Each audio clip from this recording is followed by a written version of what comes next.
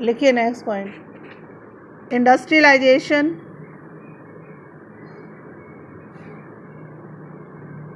began in England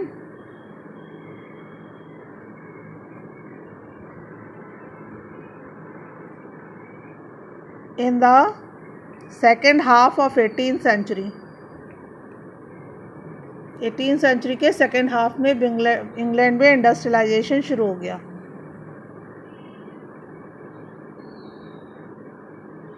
अगला heading है, what did liberal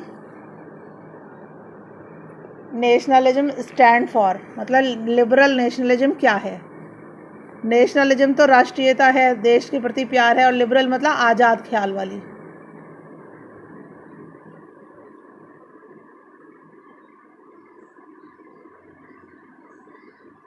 लिखिए, liberal means free,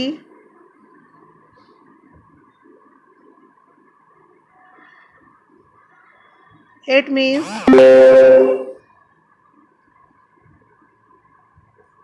equality for all sections of society.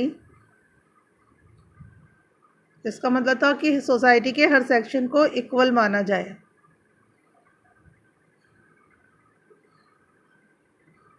Next, they demanded, दे मतलब people, suffrage, suffrage बहुत important है, SUFFRAGE, suffrage को underline करें, suffrage SUFFRAGE, suffrage को underline करें। और सफरेज बहुत इंपॉर्टेंट टर्म है, सफरेज आ सकता है, सफरेज के ब्रैकेट में लिख लें राइट टू वोट। उन्होंने इस बात की डिमांड की कि उनको वोट देने का अधिकार मिले। डेमोक्रेसी आ गई है ना, आने वाली है। वोट की तैयारी कह रहे हैं ना कि नेशनलिज्म की शुरुआत हो रही है, तो आप हमें डेमोक्रेसी राइट दो। मांगते रहते थे ना, ग्रुप थे ना, ये तो डिमांड करते रहते थे। Next point, France was the first country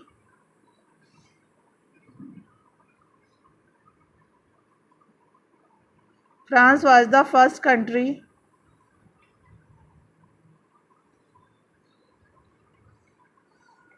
where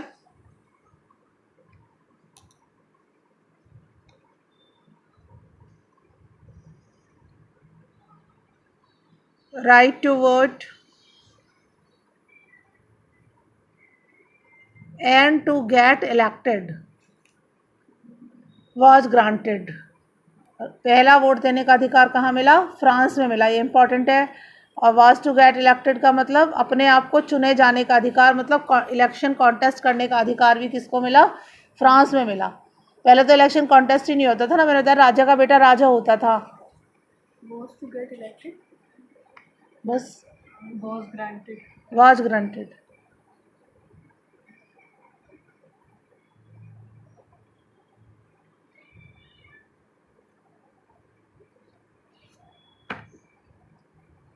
The status of women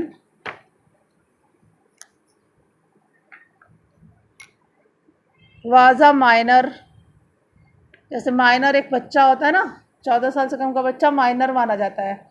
अगर आप पासपोर्ट भी बनवाने जाएंगे तो उसका पासपोर्ट मदर के साथ बनेगा। तो बाहर जाता तो 1 महीने के बच्चे का भी पासपोर्ट बनता है, लेकिन उसे माइनर माना जाता है। तो औरतों को उस समय माइनर माना जाता था। They were subjected to, the status of women was minor, MINOR।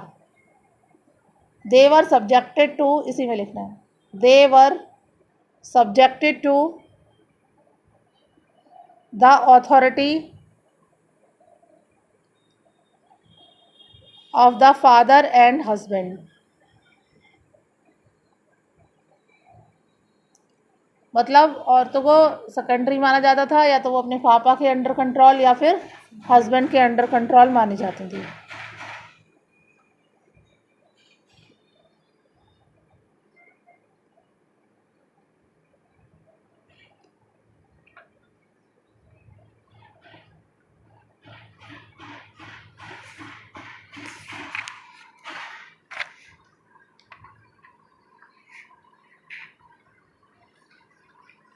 देखिए, देयर वर 39 स्टेट्स, पूरे फ्रांस में 39 स्टेट्स थे। Each state has its own currency, weights WEIGHTS and measures. मतलब अभी इन सब में पहले मांग उठी थी ना कि स्टेट्स ये सब कुछ एक हो जाए, तो ये नहीं हुए। वेट, करेंसी सब कुछ अलग अलग थी। अगर कोई बिजनेस करता था तो उसे सोचिए कितनी प्रॉब्लम होती थी।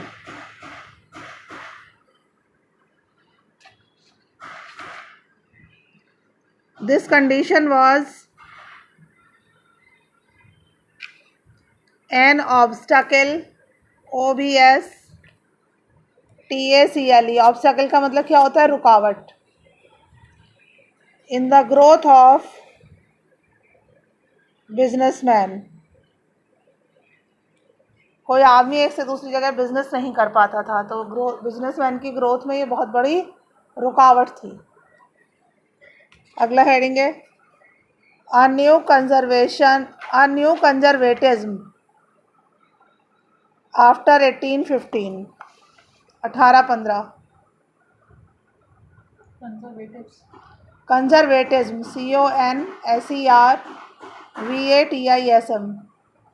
आफ्टर 1815।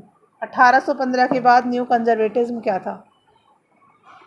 लिखिए, conservatism is a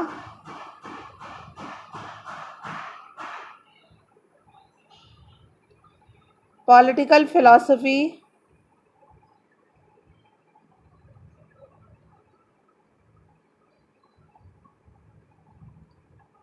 which stressed the importance of tradition and customs.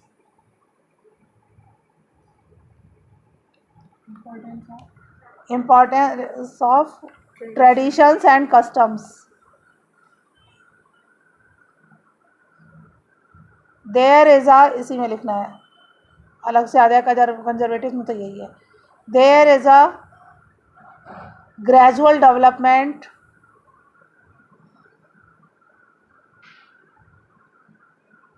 to quick change.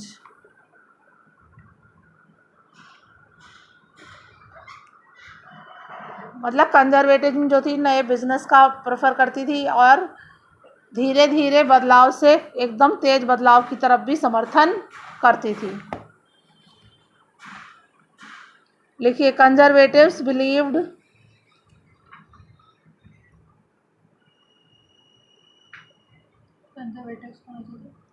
Conservative होते थे पुराने ख्याल के लोग।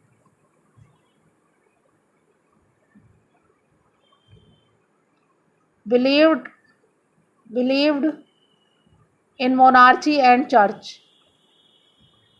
वो राजा के राज में बिलीव करा करते थे और चर्च में बिलीव करते थे। मोनार्ची ज़्यादा अच्छी लगती थी। हाँ, ऐसा आ जाओगे। हाँ।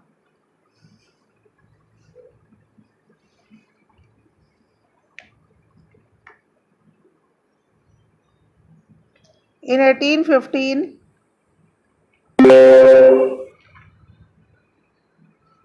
ब्रिटेन, रशिया एंड प्रूशिया, ये देशों के नाम है। PRUSSIA। Britain, Russia, Prussia and Austria और रह गया, and Austria collectively defeated, DEFEATED, defeated मतलब हरा दिया उन्होंने मिलके, नेपोलियन जिसको हिंदी में सिकंदर महान कहते हैं, नेपोलियन बोनापार्टे एक बहुत बड़ा राजा था, उसको इन 4 देशों ने मिलके हराया। एक राजा को 4 देशों ने। और जब बाद में वो मरा तो उसके पास इतनी धन दौलत थी, मरने से पहले उसने अपने लोगों से बोला कि जब मैं जाऊंगा तो मेरे हाथ दोनों ऐसे फैला के बाहर निकाल देना और मेरे उस पर लिख देना कि कफन में जेब नहीं होती। मतलब कितना बड़ा राजा हूँ मैं, तो भी हाथ ऐसे फैला के जा रहा हूँ और मेरे कफन में कुछ भी नहीं जा सकता, मतलब इस मारकाट को रोक दो। हाँ, सिकंदर ने दुनिया जीती है कहते हैं ना। और उसको जबकि फिट्स पड़ते थे, दौरे पड़ते थे, तब वो इतना पावरफुल बना। लिखिए,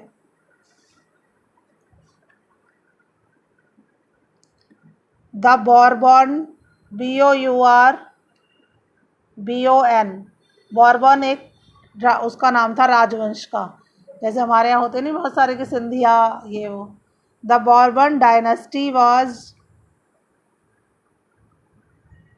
डिपोज्ड, DEPOSED, डिपोज मतलब बर्बाद हो गई, during French revolution.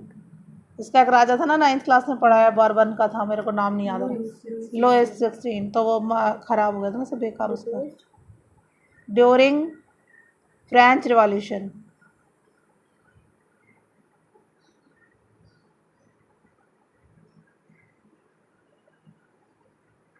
Next point,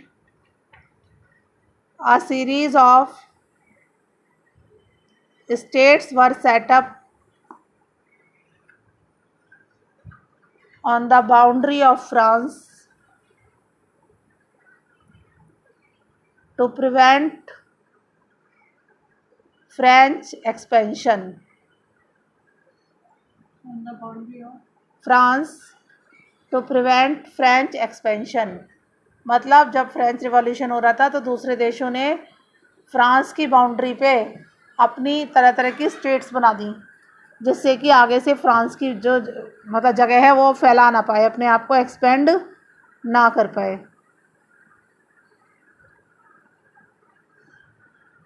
next, the main intention was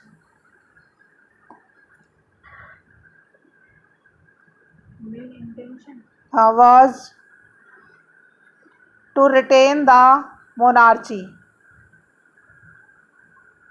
इनका मेन उद्देश्य क्या था कि मोनार्ची वापस आ जाए।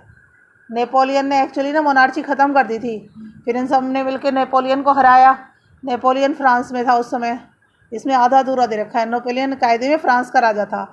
उसने इन चार देशों और फ्रांस का युद्ध हुआ, तो नेपोलियन ने जो है नेपोलियन कोड लाया था ना, वो उसमें सब बाय बर्थ राइट ख़त्म कर दिए थे, क्योंकि नेपोलियन किसी राज परिवार से नहीं था। नेपोलियन का ये कहना था कि अपनी जिसकी वीरता है वो आगे जाएगा।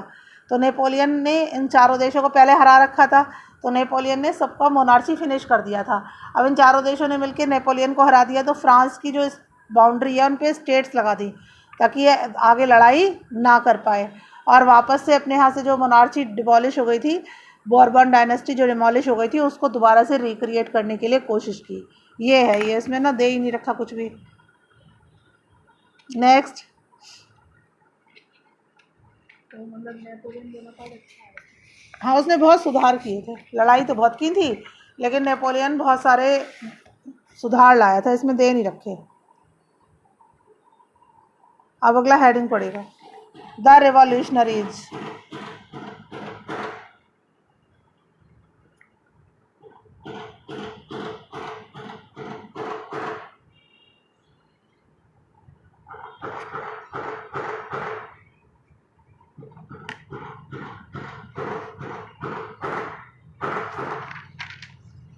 A person who opposes the monarchy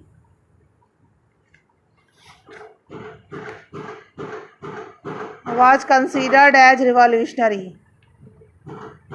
जो भी मोनार्ची का उसे क्या कहते थे? रिवॉल्यूशनरी कहते थे।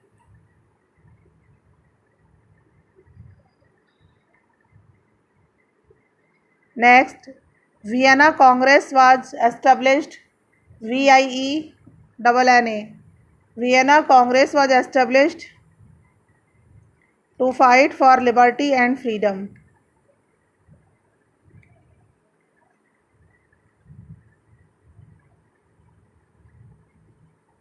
नेक्स्ट, गिसिपी माजनी, GIUSEPPE,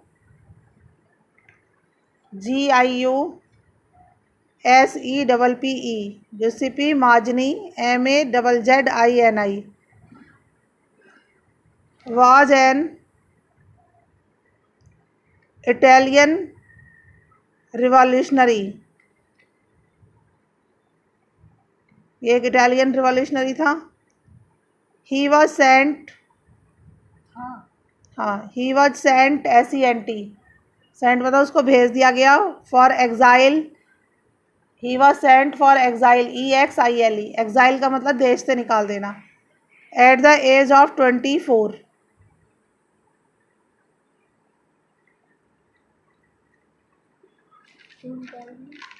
क्योंकि वो विरोध करता था ना मोनार्ची का, इसलिए। ही established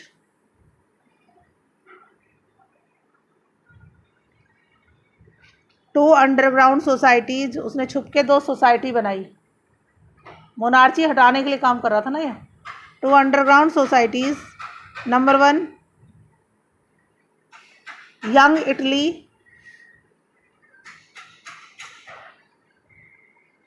in Marseilles, MARSEILLES, Marseilles शहर का नाम था।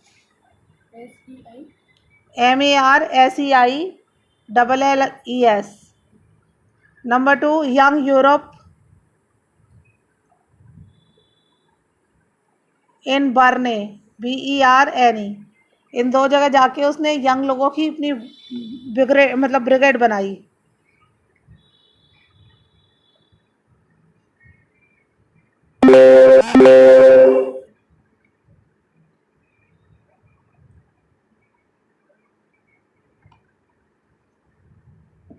He forced